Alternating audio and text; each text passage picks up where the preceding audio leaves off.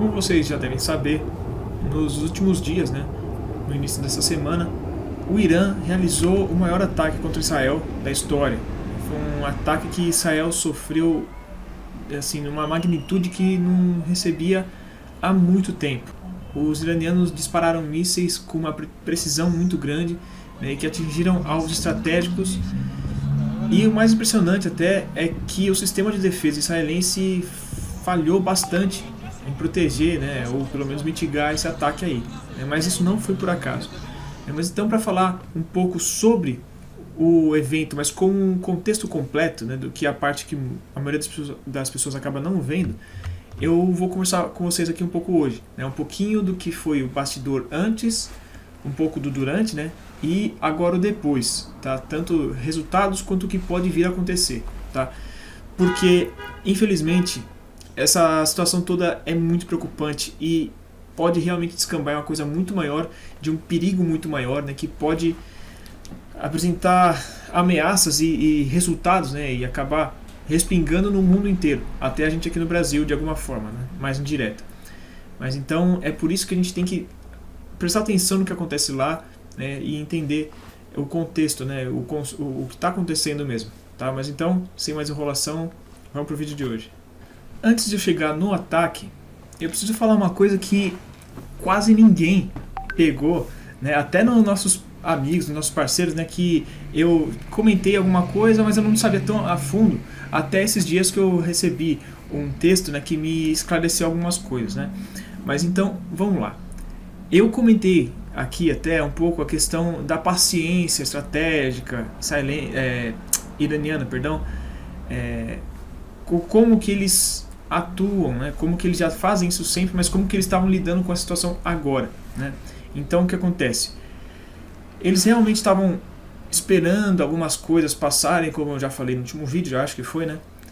E agora ficou claro que esses últimos dias eles pegaram e atacaram, né? Demorou praticamente mais de 2 meses, se não estou enganado, desde do assassinato do líder do Hamas em Teherã, né? Do Ismail Haniyeh.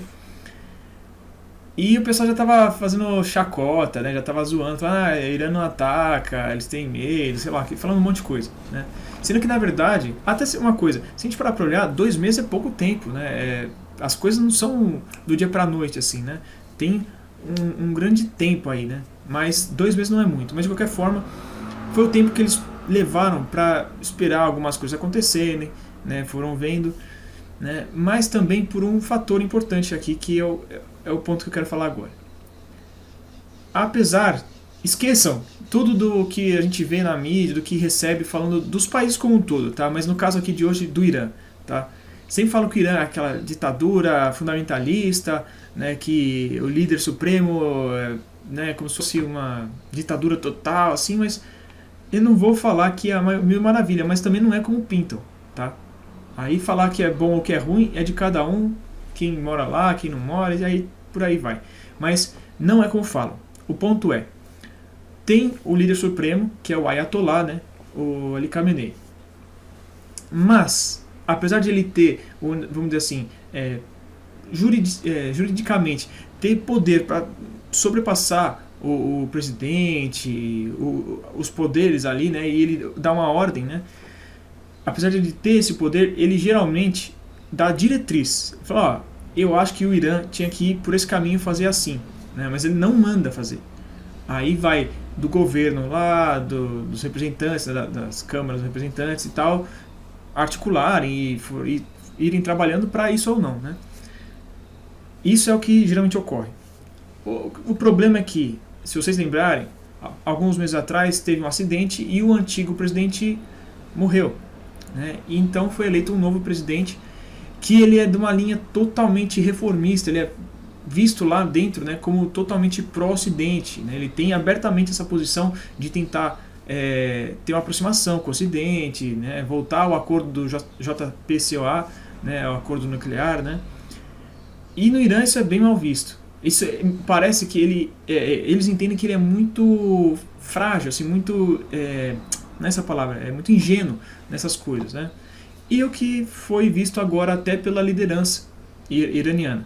Porque acontece, uma boa parte dessa demora foi porque também estava acontecendo nos bastidores negociações, né, para que, especialmente os Estados Unidos, mas junto de alguns países europeus, né, eles estavam falando para o Irã, não ataca não, pô, deixa disso, não, demora um pouquinho mais então para fazer qualquer coisa, porque a gente já consegue um acordo de cessar fogo lá em Gaza com Israel. E o presidente acreditou nisso. Tá? E não só isso também, eles falaram que iam aliviar sanções e mais umas outras coisas. Né? Mas então, acreditando nisso, ele foi adiando esse ataque. Né? Ele já não devia estar muito afim, mas ele foi prorrogando também. Né? Até o ponto que passou o Ranier, aí veio o Nasrallah e mais outros atacaram a embaixada, né, iraniana. Foi um monte de coisa que foi feita. Então, assim, aí sim o Ayatollah Khamenei, ele olhou e falou, não, esse cara não vai fazer nada. Então, aí sim, ele usou o poder que ele tem e deu uma ordem direta para a Guarda Revolucionária Islâmica, né, o IRGC, para que eles fizessem esse ataque, então. Tá? Então, isso é um dos motivos também pelo qual demorou esse ataque. Tá? Fora que também a gente tem que olhar aquelas questões que eu falei, né, que nem, por exemplo, a Marinha Americana estava até agora lá no Golfo Pérsico e se retirou há poucos dias. Foi o tempo suficiente para eles pegarem e realizar o ataque também.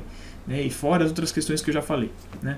Mas então, eu acho que esse aqui é importante entender, até para entender como funciona lá dentro do Irã também, né? Mas para entender um pouco isso e entender que quase todos os países, se não todos, né? Você tem toda essa dinâmica de poder, né? Até para tomar uma decisão que é importante. Né? Então, é importante entender isso aqui. Tá? Agora, falando um pouco mais do ataque em si, né? É claro que aconteceu agora, nessa semana ainda, então eu até estou sendo um pouco contra o que eu geralmente gosto, né, de esperar passar um pouco de tempo para depois falar, né, mas tem que falar sobre isso agora. Né. Aparentemente, né, quase certamente, os mísseis que o Irã usou, né, a maior parte foram de modelos mais antigos até, e alguns modelos novos, inclusive um dos modelos que lançaram no passado. Tá? Então eles fizeram um intercâmbio bem grande entre mísseis novos e velhos, né, como eu falei, mas de velocidades maiores e menores e também com capacidades maiores e menores, né, até de alcance e tudo mais, velocidade e tudo mais. Tá? Mas, dentro de toda essa diferença, ainda são todos mísseis balísticos, né, que são aqueles que fazem a trajetória balística, por isso que é o nome. Né? Diferente do outro ataque de abril, por exemplo, que eles usaram também mísseis de cruzeiro e drones. Isso por quê? Que acontece? No ataque de abril foi totalmente uma coisa mais para demonstrar força, assim, para tentar falar, ó, eu consigo fazer também, fica de boa aí. Que eles falaram, pelos bastidores tem muita conversa, né? A gente fala de back channels, né? Naquele ataque, o Irã coordenou com os Estados Unidos para tipo, falar, ó, a gente vai atacar aqui assim, assim, assim, então não reage, é isso aqui pra gente ficar 1 a 1, tá bom? Então eles fizeram isso, né? Então eles acabaram dando um bom tempo de preparo para Israel, né? Só para realmente demonstrar força e falar, meu, tá bom por aqui. Né? Então eles enviaram isso com 2 semanas de antecedência, fecharam o espaço aéreo, que é uma coisa que indica que vai ter esses ataques, né? Com uma grande antecedência também. Então assim, eles telegrafaram bastante o ataque antes de fazer. Né? E isso também, fora aqui também, mandaram drones que demoraram horas até chegar em Israel, mísseis de cruzeiro também demoraram um pouco, bem menos, mas ainda um bom tempo, e só um outro míssil balístico que chega mais rápido, né? Mas isso já foi num estágio depois.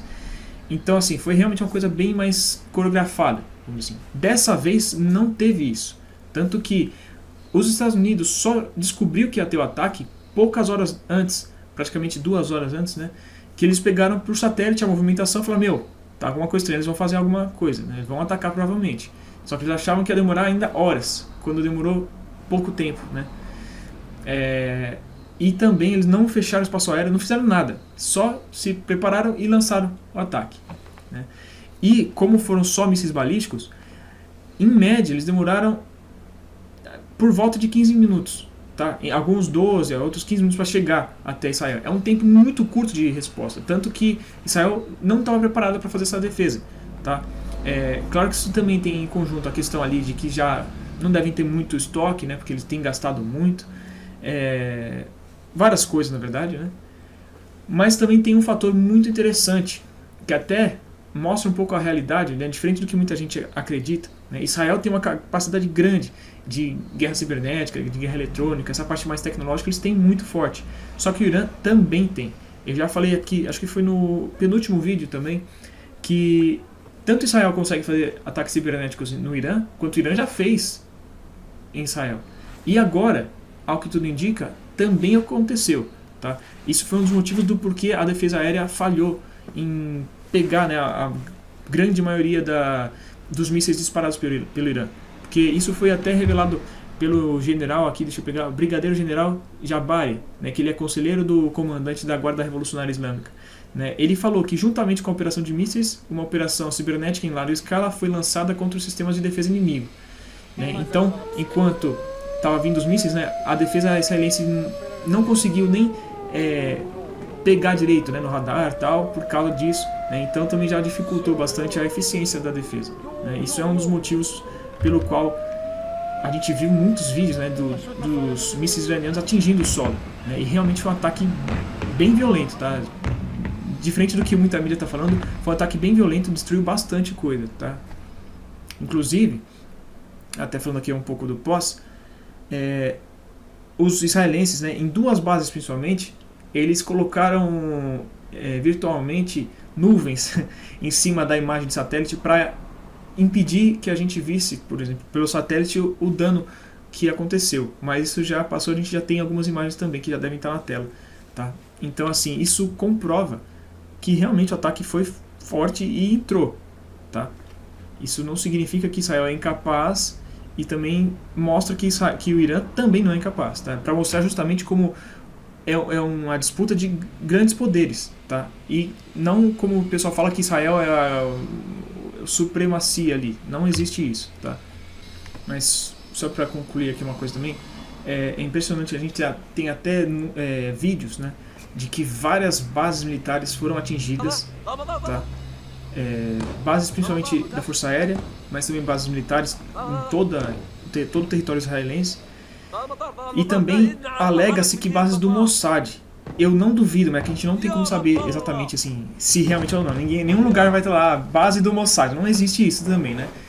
Mas acredita-se fortemente que realmente tenham sido atingidos. Tá? Inclusive a gente tem vídeos da destruição. Né? Isso corrobora o que eu falei aqui da questão das bases aéreas, que eles colocaram coisa para impedir a vista. Né? E também, até impressionante, até uma base, né? Mas pelo menos uma plataforma de extração de gás no oceano também foi atingida. Tá? Então, assim, ficou bem forte, que assim, deu pra ver que ainda não foi um ataque ainda tipo com a mão, tirando a mão um pouco, né? Não foi um ataque contundente assim para realmente causar muitos danos em Israel por parte do Irã, tá? Porque em vários lugares deu pra ver que foi assim, foi a maioria dos ataques foi no prédio administrativo, foi em um ponto assim, foi bem localizado para mostrar também, para tipo atrapalhar um pouco, mas também mostrar, falar, se a gente quiser a gente detona tudo, tá? Como foi, por exemplo, na base de Negev, na base aérea. Né? E alguns ativos específicos foram atingidos. Mas, de qualquer forma, deu para ver muito a precisão do ataque. Tá? Isso chama muita atenção. Porque missilística, o míssil em si, ou foguete, né, que foguete é um pouco mais rudimentar, mas os dois não é tão difícil fazer. O difícil é fazer um que tenha uma tecnologia boa o suficiente para você conseguir ter a técnica para fazer um ataque com precisão, né? E, bom, um monte de coisinha, né? Não vou ficar entrando aqui, mas isso tudo mostra que o Irã realmente tem essa capacidade. Isso é muito forte. Tá? O Irã, na missilística, é um dos principais do mundo. Isso não pode ser negligenciado, né? Especialmente para aqueles que torcem para Israel, que falam que não é de nada. Isso não é verdade. É até ruim para o próprio Israel achar isso, porque acaba sendo negligente na defesa.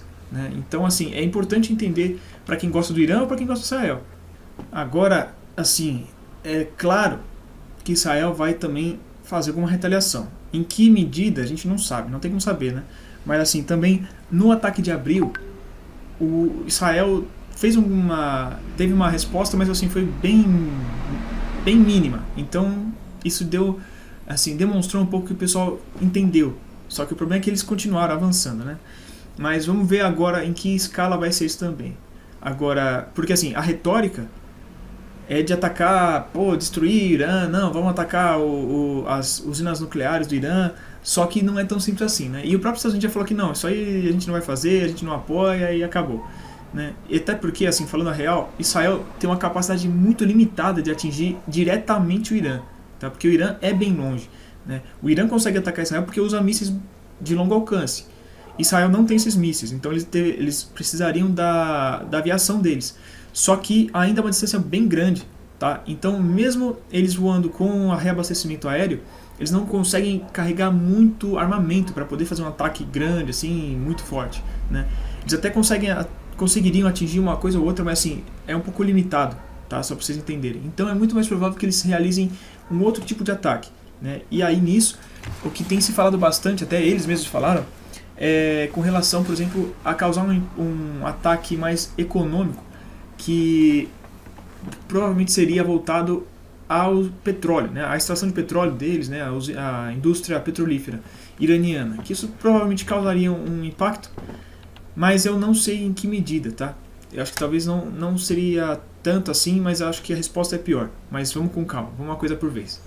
Até agora, os Estados Unidos estavam tentando conter Israel, falar, não, para com isso aí, né? Não ataca, né? Tipo, não escala o conflito, que vai ser pior, tal. Estavam tentando segurar Israel, só que eles já perceberam que não vai rolar. A gente não tem como saber, né, se não tem aqueles negócios já que parece um pouco mais forçado, né, mas, por exemplo, num nível de autoestratégia, já pensar, a gente já pode aproveitar a situação que já está descambada mesmo, para tentar resolver alguns problemas, né, que até tem uma linha de raciocínio aqui que eu vou comentar já sobre isso, mas que faz sentido, você tem toda uma questão estratégica que você pode resolver agora. Imagina na visão israelense você tentar resolver já a questão do Hamas, do Hezbollah, de várias facções do eixo da resistência islâmica, tentar dar um checkmate logo no Assad, na Síria, né? Fazer um monte de coisa nesse sentido e ainda tentar causar um dano no Irã ou até talvez um checkmate também no Irã. Né? Isso seria um caso ideal para eles. Eu acho extremamente improvável, mas pode ser isso que eles estão pensando. Né? Mas na parte prática que a gente sabe, até por conta dos discursos e tudo mais, os Estados Unidos estavam tentando segurar o Netanyahu principalmente, né? A liderança política israelense, mas o Israel como um todo. Né? Mas eles já estão mudando um pouco a retórica. Eles falam, não, a gente vai continuar apoiando em qualquer situação, mas a gente não quer que ataque a parte nuclear do Irã. Então a gente vai ter um outro tipo de ataque. Né? Então, assim, isso também já mostra um pouco o direcionamento para onde as coisas vão. Tá? Eu acho que é certo que o Israel vai atacar alguma coisa. Né? Provavelmente vai ser, talvez, as plataformas petrolíferas lá no Golfo, né? Alguma coisa nesse sentido aí. Tá? O problema também agora, que eu já vou falar, é a consequência disso. Agora, uma coisa que é importante a gente entender também é que essa situação é tão delicada, tão importante, tem muito mais coisa envolvida do que parece, que a gente sabe que os Estados Unidos estavam fazendo essa pressão, estava tentando negociar com o Irã também, estava falando com um monte de gente ali para tentar passar, né, assim, dar uma diminuída na situação ali, né? Mas também a Rússia, que também é diretamente interessada nessa história toda, né? Mas que eles também têm relação com os dois países. Né? Eles estão cada vez numa parceria mais estratégica, mais aprofundada com o Irã, mas ao mesmo tempo eles têm uma parceria estratégica com o Israel também, tá? Agora, isso aqui é um ponto também que eu gostaria de dizer, que muita gente fala, até colegas e amigos dos outros canais também comentam, que eu discordo um pouco da minha visão, tá? Isso existe e é inegável, isso acontece, é forte também, só que isso tem perdido muita força nos últimos anos na minha visão, tá? Isso a gente pode ver até um pouco pela retórica de alguns atores, que apesar de não significar tanta coisa o que é falado, você consegue entender algumas coisas nas entrelinhas, tá? Me parece que essa parceria com Israel é muito mais por conta de relações pessoais que parte da elite russa tem do que uma coisa mais estratégica do Estado russo, tá? Até porque não faz tanto sentido na minha visão, diferente do que a parceria com o Irã, tá? Para a Rússia, tá? Ali sim faz mais sentido para a Federação Russa, tá? Mas também o que eu falei da relação pessoal da elite é porque também uma boa parte dos judeus de Israel são russos. Então já dá para entender aqui algumas coisas, que são parte da elite também russa, tá? Mas só para ficar claro. Mas o que acontece é que existe o relato de que talvez o Putin procurou também o Netanyahu para tentar dar uma segurada nele, tá? E, então, de qualquer forma, as potências estão tentando pressionar para isso, né? Mas o mundo inteiro está olhando muito atentamente o que está rolando lá, porque, como eu falei, isso aí tem potencial para causar muito estrago, tá? Em vários aspectos diferentes, em vários níveis diferentes também, tá? Agora, para a gente entender um pouco a cabeça israelense, né, que eu recebi um texto muito interessante, né? Eu infelizmente não tenho o autor aqui, mas explica muito bem a forma de enxergar. Assim, eu não conseguiria colocar isso para vocês de uma outra forma melhor que esse cara colocou aqui, que eu achei muito bom. Eu vou ler aqui para vocês agora, tá? Mas algumas partes importantes a serem consideradas, né, com relação a esse próximo ataque israelense, que provavelmente vai ser, né, nos campos de petróleo ou refinaria, alguma coisa assim do Irã, né? Primeira coisa, né, o governo do Netanyahu e seus aliados carranistas, eles sabem que um ataque direto, mesmo que sendo realizado sozinho, né, sem a ajuda dos Estados Unidos, né, contra algumas regiões, especialmente o Khuzestan ou Shiraz, seria um golpe forte para a economia iraniana, né, que são regiões que têm mais essa produção aí, né, mas que também o Irã ele está numa situação econômica um pouco assim, não está tão confortável. Isso vem desde a pandemia, mas porque a gente está num momento de uma relativa crise global econômica, né? E a economia iraniana já estava um pouco debilitada. Mas então isso poderia ser um golpe forte contra a economia iraniana, né? E eles têm cada vez mais, não só dependido, mas assim, a exportação de petróleo é o cargo-chefe, né? Então você limitar isso, você pode complicar bastante a vida no Irã, né? Então isso já é um ponto interessante a ser levado em conta, né? Mas também eles sabem, né, lá no Israel, que isso teria um efeito dominó no Ocidente, né, com o preço da energia subindo muito, né, na Europa e nos Estados Unidos, né? Aí você fala, pô, mas isso aí você está ferrando seus aliados. Sim e não. Se você pensar em país, sim. Só que se você pensar como uma elite política, não necessariamente. Tá? Especialmente falando, se levar em conta, mas é que eu já vou falar aqui mais alguns outros aspectos. Mas então, vamos lá. Isso beneficiaria quem? A Rússia e os países aliados ali, que nem a Arábia Saudita. Arábia Saudita, Emirados Árabes, esses países aí. Isso geraria bastante lucro para esses caras, inclusive para uma grande parte dos empresários russo-israelenses, né, ali judeus russos. Que nem o Roman Abramovich, que ele é certo de um elo econômico ali, né, entre a Rússia e Israel, né? Então iria beneficiar os dois lados, tá? E boa parte desses caras também apoia o establishment israelense, né? Porque essa elite, apesar de ter um partido aqui, outros que lá, é todo mundo uma elite política, né? Então tem muitas ligações desses caras com esses também na Rússia, como também tem nos Estados Unidos, tá? Falando dos Estados Unidos, danificar a economia americana beneficiaria o Trump, tá? E o vice dele, né, o Vance, né? Enquanto que a Kamala Harris e o Tim Walz, que é da equipe, né, que eles também não só estão concorrendo, né, mas tem um apelo maior no eleitorado muçulmano americano, né, ou árabe americano. Então, para eles conseguirem ganhar a eleição, eles precisam de uma inflação controlada, assim, uma situação um pouco mais ok, né? E você colocando toda essa pressão em cima atrapalharia bastante, né? Então você ajudaria seus aliados políticos, que são o Trump e o vice dele, né, da corrida, que é o Vance. Então faz sentido nesse aspecto também, tá? Isso também, você ficar causando esse ataque, você também forçaria o Irã a tomar medidas com relação a isso também, né? E o que é mais comumente falado, que faz mais sentido pelo menos, é que fosse fechado o Estreito de Hormuz, né? Que é por onde passa uma grande parte, é a maior parte onde passa o petróleo do mundo, tá? Tem outros lugares, mas ali, porque ali sai o petróleo do Irã, do Iraque, do Kuwait, uma parte da Arábia Saudita, do Bahrein, do Catar, de todo mundo ali, né? Os Emirados também, mas eles têm uma outra saidinha. Mas então, assim, olha quantos países produtores de petróleo precisam daquele pedaço. Então, se fechar ali, até um problema é esse mesmo. Israel está fazendo um grande... faz tempo, né? Está num grande trabalho para unificar os povos islâmicos ali, né? Estão tentando falar, não, a gente não o grande inimigo são os israelenses, né? E os americanos, né? Os imperialistas, né? Estão dividindo o povo muçulmano para conseguir se beneficiar, né? Enquanto a gente se mata. Então, pô, a gente tem que se unificar, a gente é irmão, né? Pô, não precisa guerrear entre nós, vamos ficar de boa. Isso tem funcionado bastante. Só que com isso aqui, se eles fechassem o Estreito de Hormuz, eles iam ferrar com todos esses outros países. Ou seja, ia ferrar muito essa estratégia iraniana, né? Então, com isso aqui é um grande golpe também no nível estratégico. Então faz muito sentido isso aqui.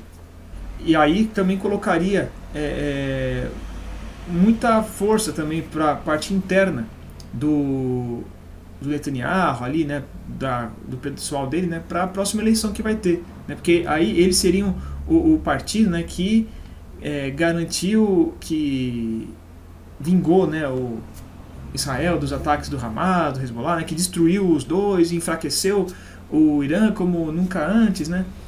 Então faz sentido isso, né. Agora vamos pensar aqui, né, na visão de um governo israelense, né, na palavra do autor, ultranacionalista, mas vamos colocar aqui como eles realmente são radicais, até fanáticos, com essas tendências, né, deles aí, não vou nem falar muito, mas por que eles não fariam isso no futuro próximo, né?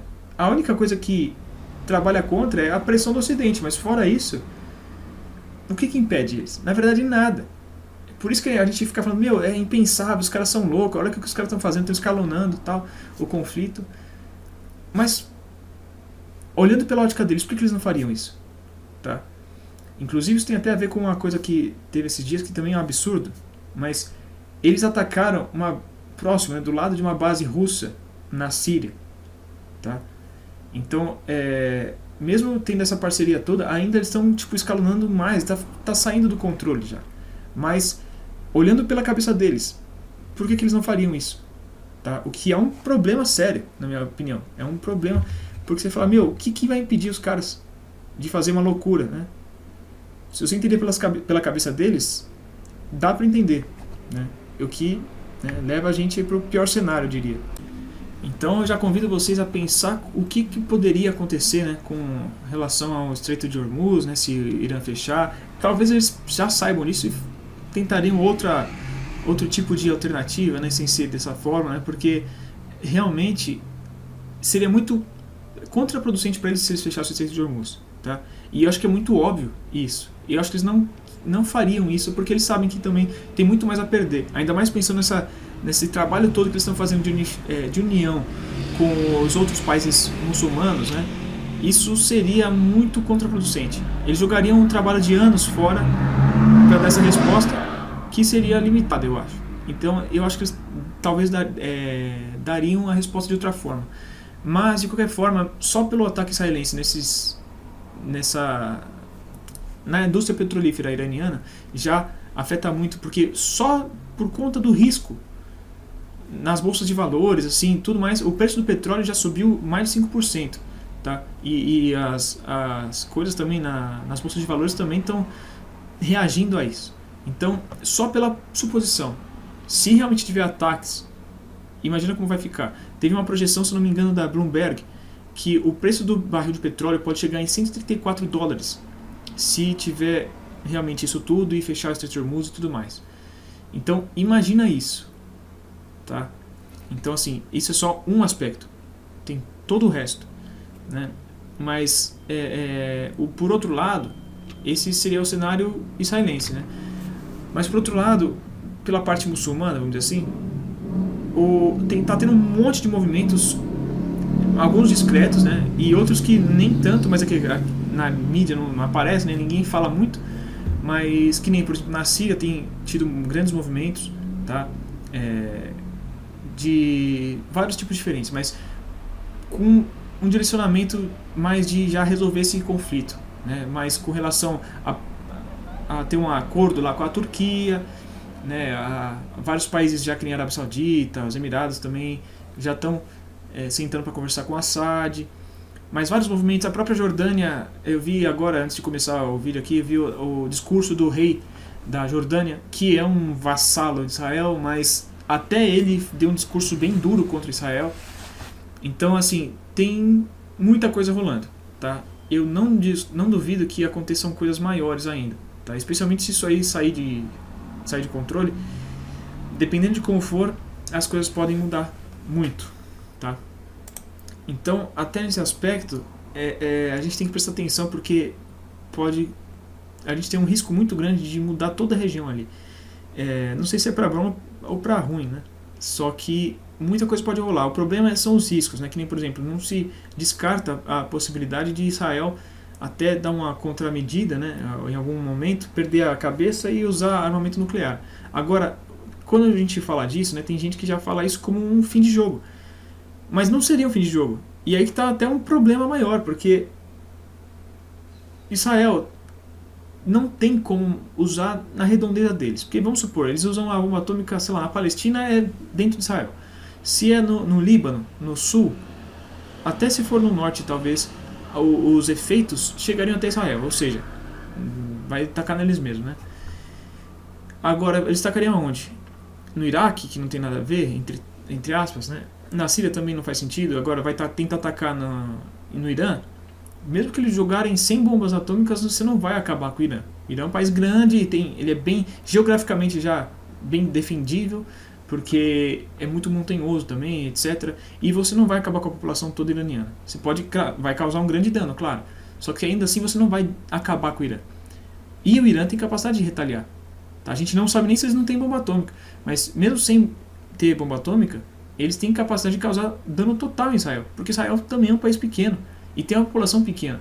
Né? Eu falo isso sempre até para trazer para vocês essa realidade. Isso aí tem que ser levado em conta. Né? Mas, fora isso, vamos pensar no aspecto mais estratégico aqui, como um todo. O pessoal não leva muito em conta. Mas a maioria daqueles países ali, como eu falei, o trabalho do Irã está sendo bem sucedido. Em alguns momentos nem tanto nos governos de alguns países, mas na população. Eu vou dar o exemplo da Jordânia. A Jordânia, a população quase toda é totalmente voltada ao eixo da resistência, é contra Israel. Quem é mais a favor ainda, quem é alinhado com Israel, é o governo. Isso está distanciando cada vez mais o povo e o governo, né? Ainda mais que são monarquias, né? Agora, os povos de quase toda a região estão junto com o Irã. Mesmo países que são maioria sunita. Tá? Isso é muito interessante até a gente ver, que ficou muito evidente até no caso da morte do Nasrallah, porque ele era um clérigo xiita. E muitos líderes, até religiosos sunitas, também prestaram homenagem, também foram em cerimônias, né, para isso. E até em outros lugares, que nem no Paquistão teve gente, onde que era? Na Romênia, acho que foi, teve. Até na Índia teve manifestação para isso, para o Nasrallah. A gente fala, meu Deus, né? O mundo não é tanto quanto pintam por aí, né? Ainda mais a mídia ocidental. Então, assim, eu não duvido que se acontecesse alguma coisa assim, já no fim da linha, já no tudo ou nada para Israel, mesmo que um país, que nem o Irã, seja totalmente atacado, eu acredito que aconteceria alguma coisa como se fosse uma jihad, né? Juntaria todo mundo e poderia ir para cima, não necessariamente países, mas milícias mesmo poderiam ir, porque assim, com o eixo da resistência, como ele já é hoje, já é uma ameaça existencial para Israel. Agora imagina isso potencializado por 10. Então, assim, acho que Israel tinha que considerar mais essas opções. Mas é aquela coisa, né? Eu não vou nem entrar muito no detalhe disso hoje. Mas eu já falei pra caramba aqui, eu vou até encerrar por aqui, senão eu vou ficar um vídeo gigantesco, eu já falei um monte de coisa diferente, né? Mas então, pessoal, é isso que eu queria falar com vocês aqui. Vamos pensar um pouco, né, as consequências do que esses ataques podem ter, né, e olhar também como foi o ataque iraniano, que ele realmente chamou muita atenção. Foi um ataque bem brutal e ele ainda foi comedido. Foi um ataque bem violento, mesmo com o Irã assim, pegando leve assim, né, modo de dizer, mas mostrou muito do que o Irã é capaz. Tá? Isso porque eles usaram algo em torno, né, acredita-se, em torno dos 180 mísseis. Né?